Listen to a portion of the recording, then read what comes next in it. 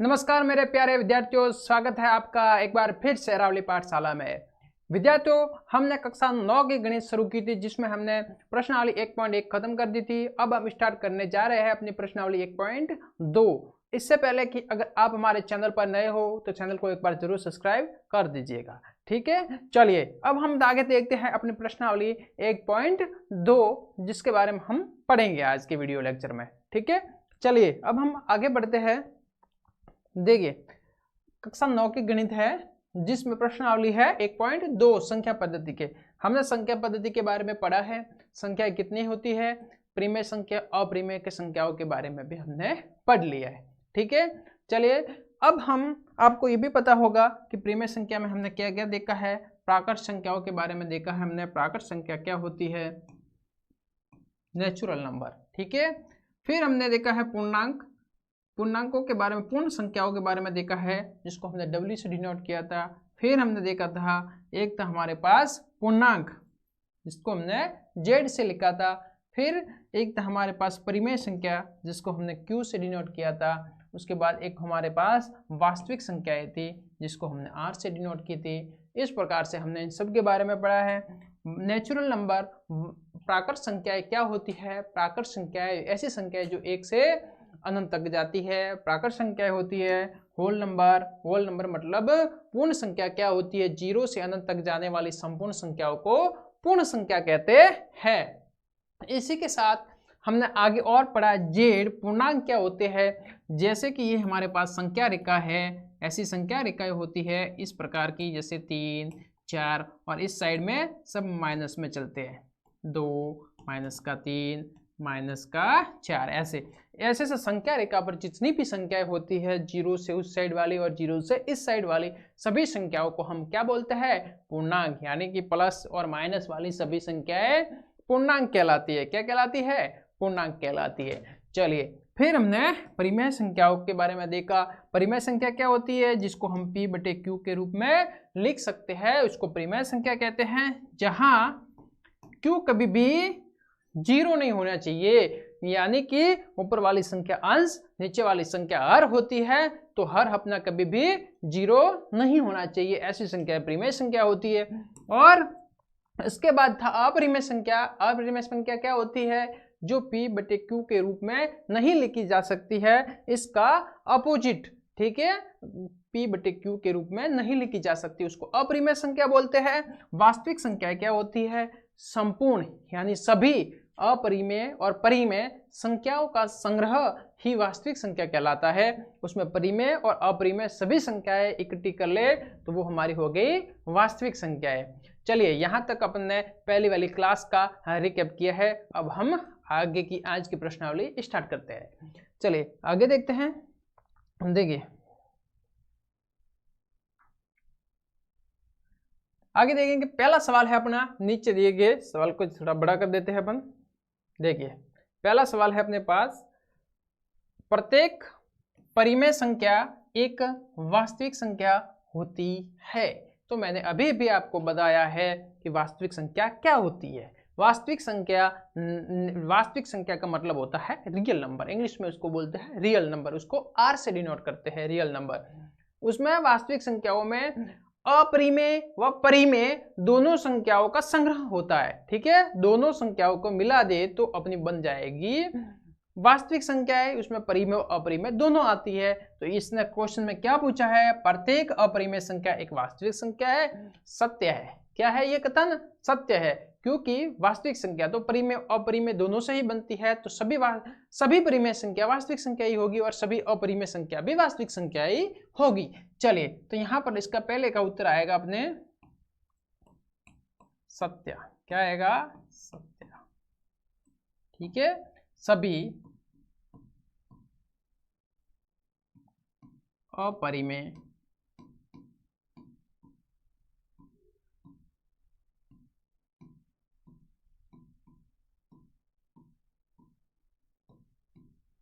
अपरिमेय संख्या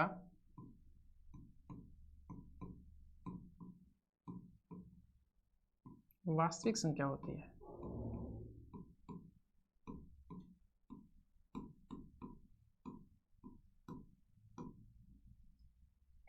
सभी अपरिमेय संख्याएं वास्तविक संख्याएं होती है। अब दूसरा आंसर, दूसरा क्वेश्चन देखो, संख्या रेखा का प्रत्येक रूट एम के रूप का होता है। संख्या रेखा पर प्रत्येक संख्या रूट एम के प्रकार की होती है। देखिए संख्या रेखा पर अनेक प्रकार की संख्याएं आती है, उसमें अपन के पास जैसे रूट का 2 है तो रूट 2 और रूट 3, इन दोनों के बीच में बहुत सारी संख्याएं आएगी, तो वे प्रत्येक संख्या है इस रूप में नहीं होती है। इसने बोला है कि प्रत्येक संख्या, संख्या रेखा व प्रत्येक संख्या रूट एम के टाइप की होती है, तो ये कथन अपना असत्य है। जैसे रूट 2 है, रूट 3 है, इन दोनों के बीच में भी बहुत सारी अनेक संख्याएं आएगी, वो प्रत्येक संख्या रूट एम के टाइप की नहीं होगी, अतः ये वाला असत्य कथन है। दूसरा वाला है असत्य। कैसा कथन है? असत्य, क्योंकि संख्या रेखा पर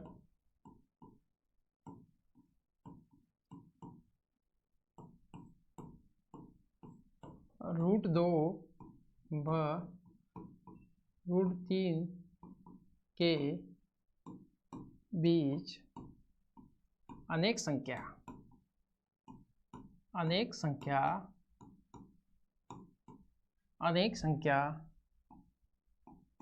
होती है जो रूट एम के रूप में नहीं होती है। ठीक है, प्रत्येक प्राकृत संख्या जहां m एक प्राकृत संख्या है वह एक रूट m के रूप में होती है। जैसे रूट 2 रूट 3 है, इसके बीच में बहुत सारी संख्याएं ऐसी भी है जो रूट m के टाइप की नहीं हो सकती है, अतः यहाँ हमारा कथन असत्य कथन है। अब अपना थर्ड वाला क्वेश्चन देखिए, प्रत्येक वास्तविक संख्या एक अपरिमेय संख्या होती है। तो मैंने आगे बताया वास्तविक संख्या क्या होता है, परिमेय और अपरिमेय दोनों का संग्रह होता है। तो इसने बोला है कि प्रत्येक वास्तविक संख्या एक अपरिमेय संख्या होती है। इसने बताया है, क्वेश्चन पूछ रहा है कि प्रत्येक अपरिमेय संख्या ही वास्तविक संख्या होती है, तो ये वाला कथन असत्य कथन है, क्योंकि वास्तविक संख्या तो परिमेय भी हो सकती है अपरिमेय भी हो सकती है, जरूरी नहीं है कि अपरिमेय संख्या ही वास्तविक संख्या हो, अतः यह कथन असत्य है। असत्य, क्योंकि अपरिमेय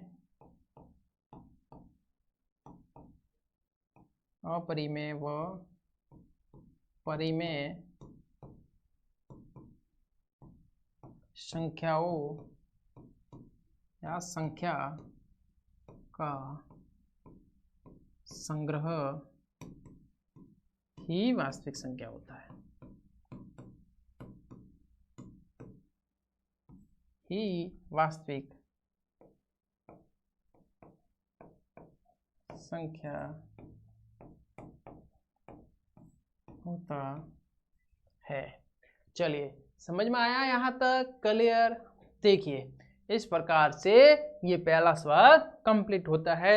उसमें अपने सत्य और असत्य के साथ उसके कारण भी, उसके रीजन भी लिखे हुए हैं। समझ में आया? चलिए, ये सवाल अपना यहाँ पर फर्स्ट सवाल कंप्लीट हुआ। अब हम आगे बढ़ते हैं दूसरे सवाल पर। देखिए, दूसरा सवाल है अपना, दूसरा सवाल अपने बोल रहा है, क्या सभी धनात्मक पूर्णांकों के वर्गमूल अपरिमेय होते हैं? यदि नहीं तो एक ऐसी संख्या के वर्गमूल का उदाहरण दीजिए जो एक परिमेय संख्या है। इसने पूछा है कि सभी धनात्मक पूर्णांकों के वर्गमूल अपरिमेय संख्या होते हैं। अगर नहीं होते, अपन बता दे कि नहीं होते, तो क्यों नहीं होते हैं, कोई एक उदाहरण देकर स्पष्ट करना है। चलिए देखिए, धनात्मक पूर्णांकों में यहाँ पर हल करते हैं अपन। देखिए, क्या एक वर्गमूल अपरिमेय होते हैं? यदि नहीं, सबसे पहले तो लिखते हैं अपन नहीं। ठीक है, फिर देखिए कारण लिखते हैं, तो एक ऐसी संख्या का उदाहरण देना है, जैसे नहीं क्योंकि कोई धनात्मक पूर्णांक धन संख्या लेनी है, प्लस वाली संख्या लेनी है। जैसे हम ले लेते हैं क्योंकि धनात्मक सभी, क्योंकि सभी धनात्मक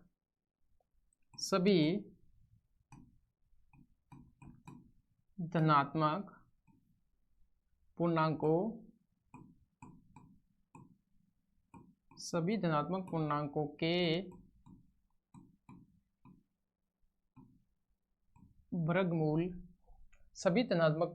के वर्गमूल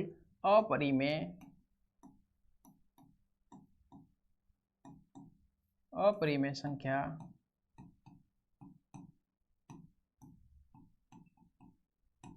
नहीं होते हैं। ठीक है, उदाहरण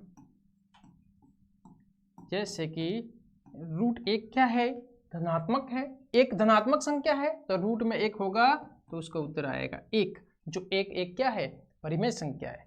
ठीक है, जैसे कि रूट में अपने 4 आ गया तो 4 से कितना हो जाएगा 2, तो 2 क्या है, एक परिमेय संख्या है, तो रूट 4 भी एक क्या है, परिमेय संख्या है। जैसे कि मेरे पास आ गया, ठीक है, रूट में 9, तो रूट में 9 का आंसर होता है 3, तो देखिए इसका वर्गमूल हो गया 3। ठीक है, तो देखिए रूट 9 है, इसका वर्गमूल 3 हो गया, तो रूट 9 क्या है, एक परिमेय संख्या है, अपरिमेय संख्या नहीं है। तो देखिए इनके वर्गमूल कर दिए तो अपन ने सबके क्या आ गए, परिमेय संख्या आ गए।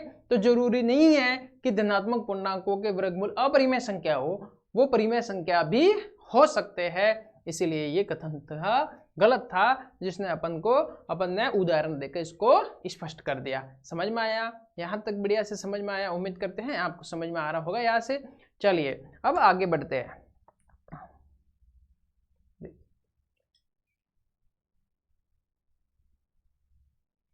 चलिए तीसरा सवाल अपन देखेंगे अपना, ये वाला सवाल अपने ग्राफ की दृष्टि से इसमें ज्योमेट्री के उपयोग करके इसको हल करना है। ठीक है, चलिए देखते हैं।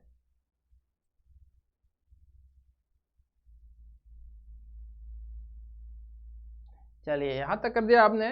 अब देखिए इसको सबसे पहले हल करने के लिए आपको सबसे पहले तो प्रकार की जरूरत होगी।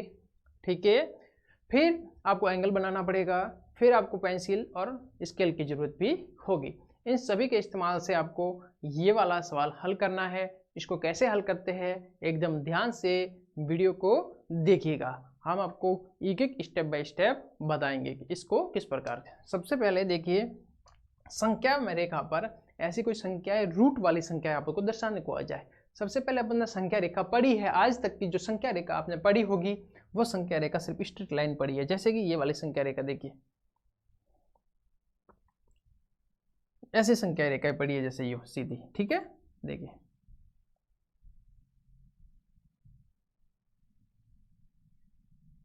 इस प्रकार की संख्या रेखा आपने पढ़ी होगी, ये वाली संख्या रेखा। ठीक है, ये ऐसी इस संख्या रेखा में क्या होता है, यहाँ ऐसी संख्या रेखाएं पढ़ी होगी। यहाँ पर 0 होता है, फिर यहाँ 1 2 3 4, यहाँ पर -1 -2 -3 -4, ऐसे आगे बढ़ते रहते हैं। इस प्रकार की संख्या रेखा अपन ने देखी है।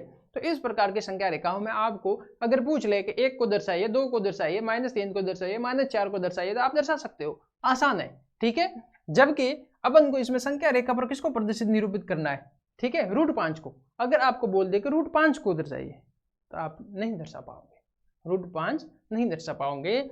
इसके लिए भी एक विधि है, उसको अपन समझते हैं कि संख्या रेखा पर इस रूट 5 को ये संख्या रेखा पर कहां पर आएगा, यहां पर आएगा, यहां आए, यहां आए, यहां आए, यहां आए, कहां पर से ये रूट 5 कहां पर आएगा, उसको संख्या रेखा पर आपको प्रदर्शित करना है। इसके बारे में इसको पढ़ना है। चलिए ठीक है, इसके लिए अपन को पूरा रूप से ज्योमेट्री का उपयोग करना है। एक कच्चा चित्र बना के आपको समझा देते हैं, फिर आपको ज्योमेट्रिक से समझाएंगे, पूरे इसमें इस्तेमाल करेंगे ज्योमेट्रिक का, फिर आपको इसको समझाएंगे। ठीक है, चलिए देखिए यहाँ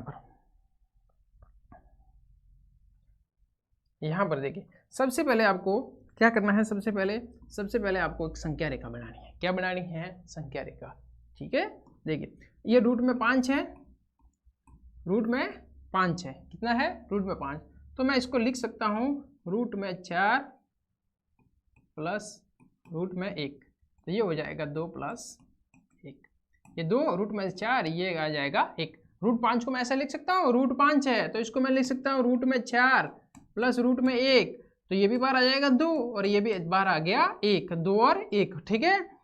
तो अपन को सबसे पहले यहाँ से मैं जैसे कि 0 1 2 3 ये संख्या रेखा है, ठीक है। अब सबसे पहले मुझे क्या करना है कि सबसे पहले मुझे आधार बनाना है, 2 सेंटीमीटर का आधार बनाना है। तो जो मैं 0 से, यहाँ देखो 0 से मैं 0 से 2 तक का आधार खींचूंगा, ये यहाँ तक, ये आधार आ गया। फिर देखिए ये बराबर में रूट का 5 था, ठीक है। तो ये अपने पाइथागोरस वाला फॉर्मूला आ गया, पाइथागोरस प्रमेय पड़ी होगी, कर्ण स्क्वायर बराबर आधार स्क्वायर प्लस लंब स्क्वायर वाला फॉर्मूला होता है। ये अपना कर्ण है, क्या है, कर्ण माना अपन, ये आधार और ये लंब है। तो कर्ण कितना है, रूट 5 है, आधार कितना है 2 और ये कितना है 1। तो मुझे देखो मैंने आधार बना दिया अपना 2, तो अब मुझे लंब कितना बनाना है, लंब कितना है अपने पास 1, तो मुझे एक लंब बनाना। तो यहाँ से मैं 90 डिग्री के कोण पर 1 सेंटीमीटर ऊपर की ओर खींचूंगा, ठीक है। फिर मैं इसको पूरा मिला दूंगा, तो यहाँ से ये दूरी तो मेरी 2 होगी, यहाँ से ये 1 होगी, कितनी हो गई 1, और ये अपना कर्ण आ गया कितना, रूट 5, कितना आ गया, रूट 5 कर्ण आ गया। फिर देखिए मैं प्रकार की सहायता से, प्रकार को देखिए यहाँ मैं बता देता हूँ प्रकार से।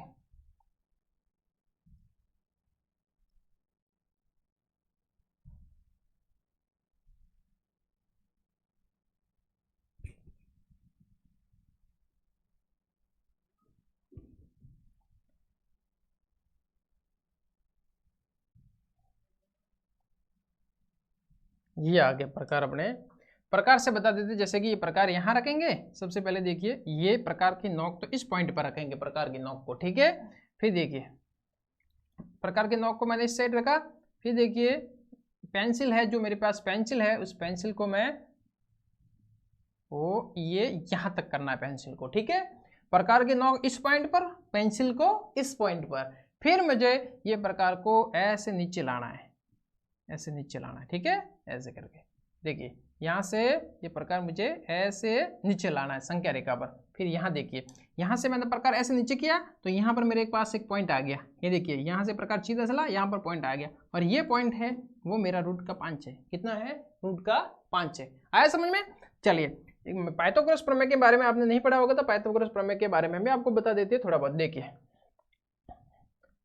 अगर कोई त्रिभुज दे रखा है, अपन को कोई त्रिभुज दे रखा है, सीधी सी बात है, अपने पास कोई त्रिभुज है, ठीक है। अगर मैं इसका आधार दो, इसका 1 मान लो, तो देखिए कर्ण मेरा कितना आ जाएगा, कर्ण स्क्वायर बराबर होता है आधार स्क्वायर प्लस लंब स्क्वायर, ये फॉर्मूला होता है। तो मेरे पास कर्ण बराबर कितना आ जाएगा, आधार कितना माना मैंने 2 का स्क्वायर और लंब है 1, तो 1 का स्क्वायर, ये कितना हो गया 4, कितना हो गया 4, इसका कितना हो गया 1। तो ये कर्ण स्क्वायर है, कितना है कर्ण स्क्वायर, बराबर हो जाएगा मेरे पास 5, कितना हो जाएगा 5।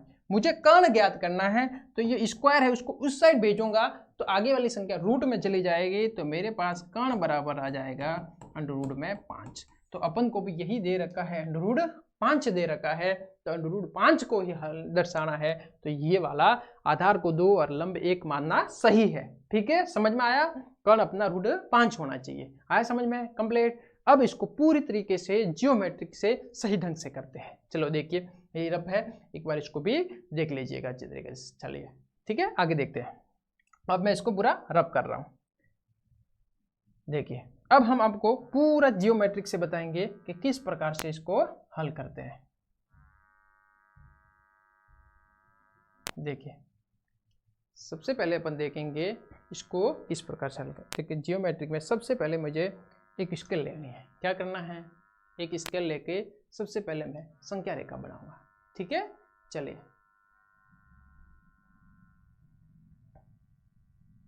यहाँ पर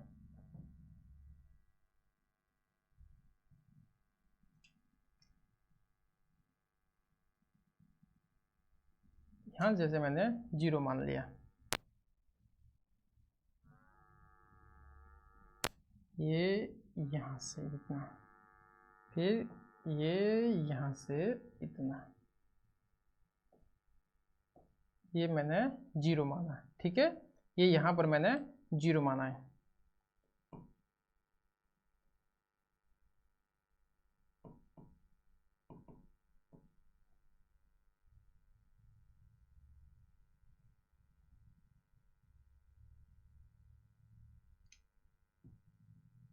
ये मेरे पास 0 हो गया। ठीक है, चलिए देखिए यहाँ से 0 हो गया, फिर देखिए यहाँ पर मेरे पास आ जाएगा 1, यहाँ 0 हो गया,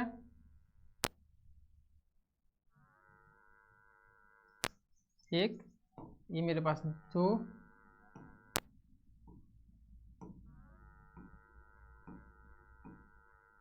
ठीक है, इस तरीके से मैंने बना दिया। देखिए ये मेरे पास है 1, ये 2,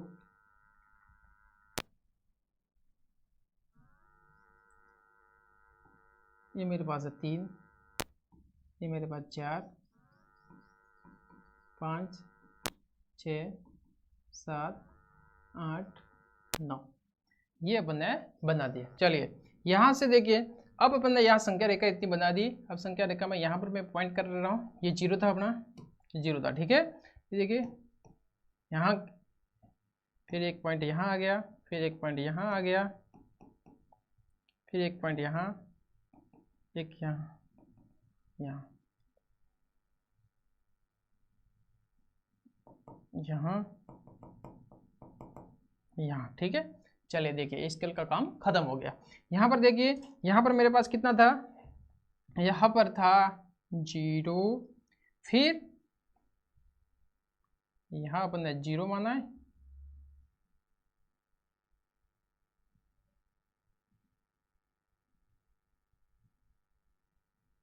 ये देखिए ये अपना 0। ठीक है, फिर यहाँ 0 था, फिर यहाँ 1, यहाँ 2, यहाँ 3, यहाँ 4, यहाँ 5, यहाँ 6, यहाँ 7, यहाँ 8। ठीक है, ये अपने पास संख्या रेखा है। क्या है? संख्या रेखा। यहाँ पर भी लिखो, यहाँ पर लिखेंगे -1, -2, -3, -4, -5, -6। मेरे पास संख्या रेखा तुरंत बन गई, इतनी संख्या रेखा। चलिए देखिए अब मुझे क्या करना है। देखो मेरे पास कर्ण कितना है, कर्ण बराबर है √5। मेरे पास आधार कितना है, आधार कितना था अपने पास, आधार अपने पास था 2, और मेरे पास लंब बराबर कितना है, लंब बराबर है 1। ठीक है, सबसे पहले मुझे 0 से 2 तक आधार बनाना है। क्या बनाना है? आधार बनाना है। ठीक है, चलिए तो यहां से अपन सीधी लाइन ले लेंगे, एक 0 से 2 तक। यहाँ 2 है अपने पास, देखिए यहाँ पर 2 था, यहाँ से ये है 0 तक आ गया, 0 से 2 तक लेनी है, ये 2 तक आ गया है समझ में।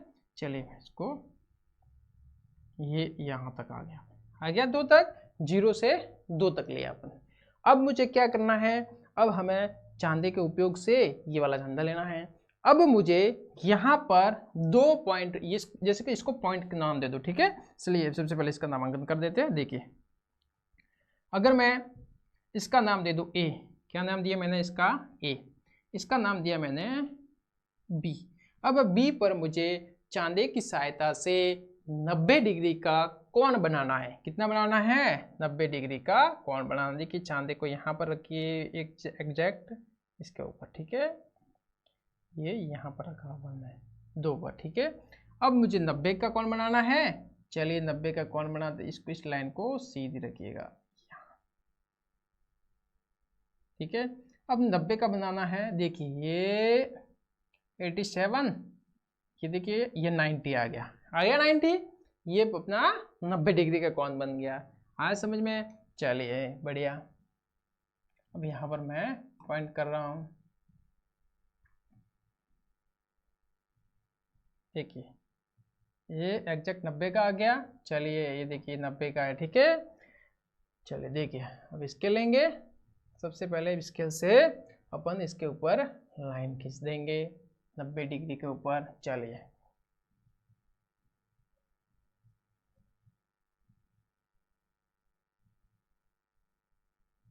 ठीक है, चलिए यहाँ से मैं ये सीधा गई। अब मैं यहाँ से एक लाइन खींच रहा हूँ, ये यहाँ तक मेरी पूरी लाइन आ गई। आया समझ में यहाँ तक? चलिए बढ़िया, ये आ गया। ये चांदा भी हटा लेते हैं, वो भी हटा लेते, दोनों को हटा लिया अपन ने। चलिए ठीक है, बढ़िया। फिर मुझे क्या करना है, यहाँ से इतना, ये यहाँ से इतना तो दूरी थी मेरे पास 2। कितनी थी? 2। और ये ऊपर की तरफ मेरे पास दूरी कितनी लेनी है मुझे? लंब कितना लेना है? 1 सेंटीमीटर। कितना लेना है? 1 सेंटीमीटर। तो यहाँ से यहाँ तक मैं 1 सेंटीमीटर का चाप काटूंगा। चलिए ठीक है, चलिए सबसे पहले अब 1 सेंटीमीटर ले लेते हैं, स्केल लाई अपन ने। ठीक है, देखिए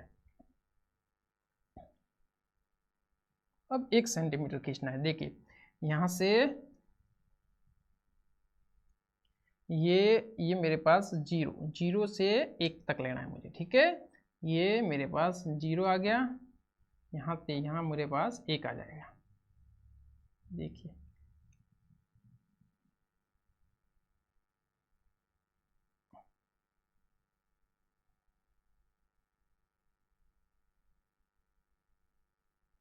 ये यहाँ पर, ये यहाँ तक, यहाँ मेरे पास कितना आ गया? 1।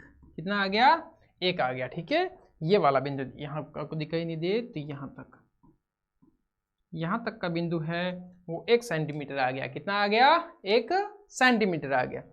अब चलिए इस वाली लाइन को इस लाइन से मिलाना है, तो देखिए इसको मिला देते हैं।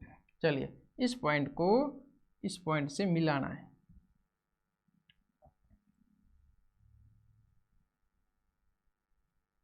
ये पॉइंट यहाँ और ये पॉइंट यहाँ, इस लाइन को मिला देते हैं। चलिए आया समझ में यहाँ तक? कंप्लीट। तो यहाँ पर देखिए ये त्रिभुज बन गया, इसको मिटा सकते हैं, ये मिटा दो। ठीक है, चलिए देखिए अब अपने पास एक ट्रायंगल त्रिभुज बन गया। चलिए बन गया।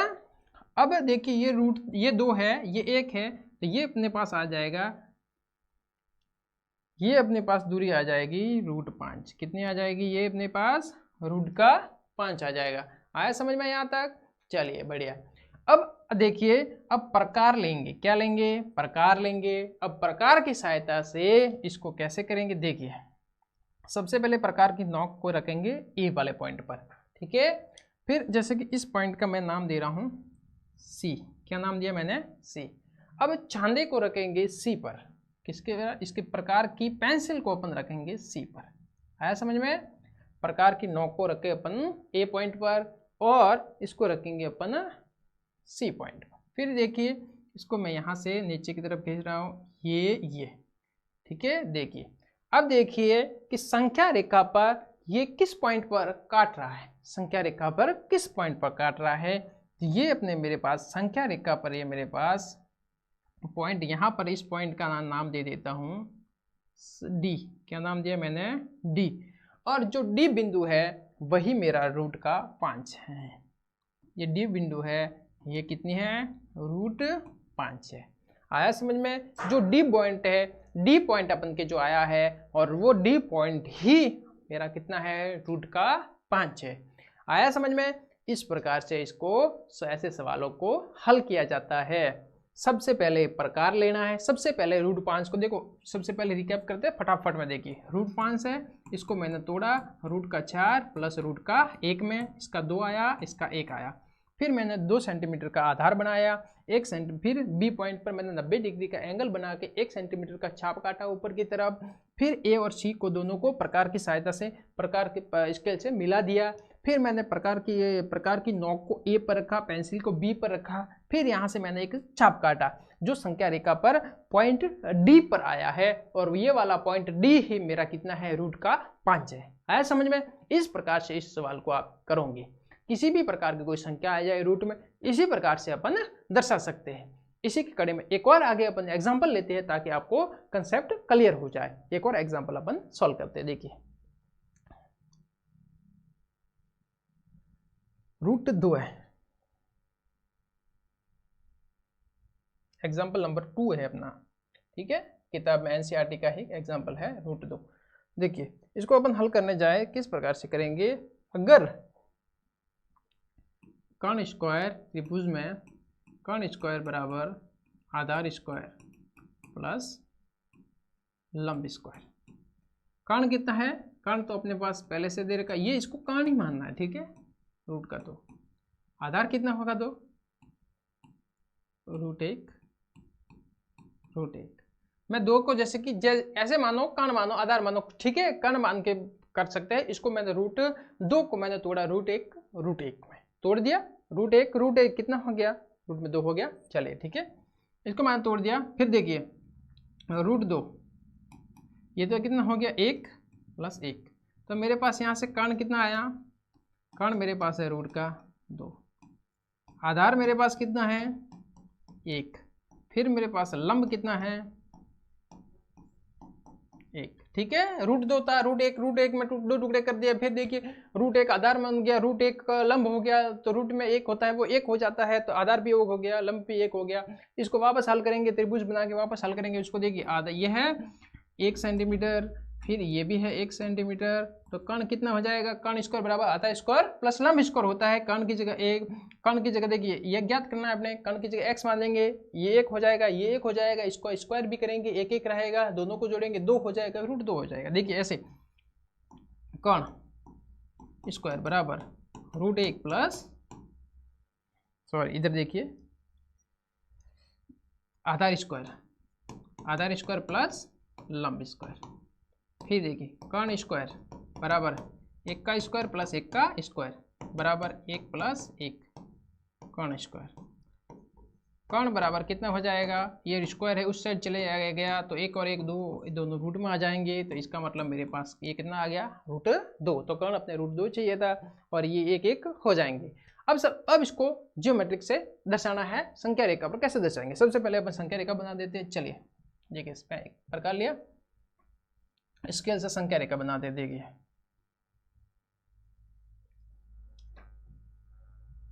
चलिए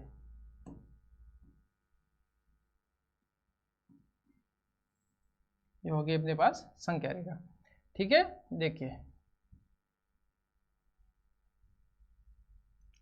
ये यहाँ पर 0 मान लेते हैं,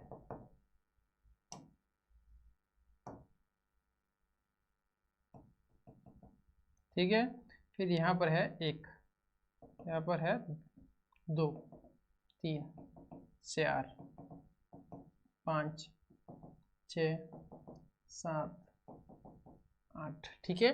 फिर यहाँ पर भी ले लेते हैं, इस साइड भी 1 2 3 4 5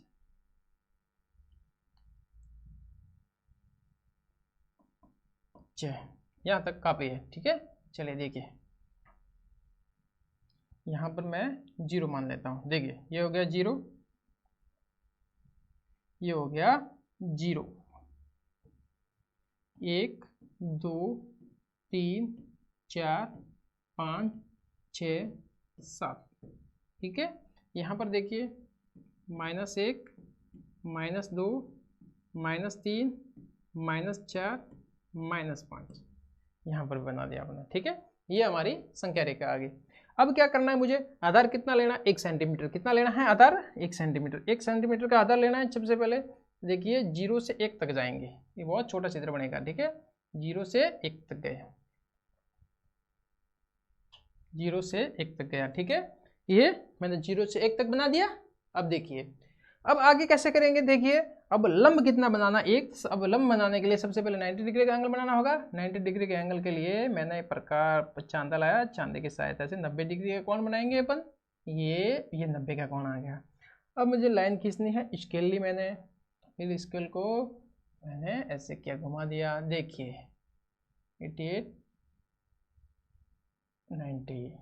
फिर देखिए यहाँ से ये फिर मैंने एक लाइन खींचनी होगी, ये आ गई, ठीक है। अब मेरा प्रकार का इसका काम भी खत्म, चांदे का काम भी मेरे प्रकार खत्म हो गया, ठीक है। अब देखिए यहाँ आधार मेरे 1 बन गया, 1 आधार बन गया सेंटीमीटर। लंब भी मुझे कितना बनाना है, 1 सेंटीमीटर बनाना है। वापस स्केल लाइए, 1 सेंटीमीटर करिए, देखिए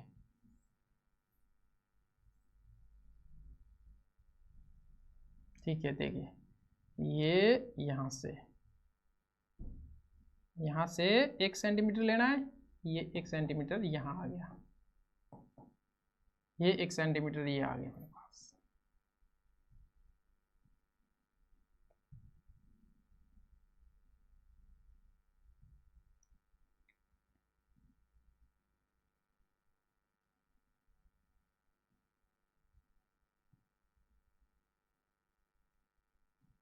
ये वाला 1 सेंटीमीटर आ गया मेरे यहाँ तक, ठीक है।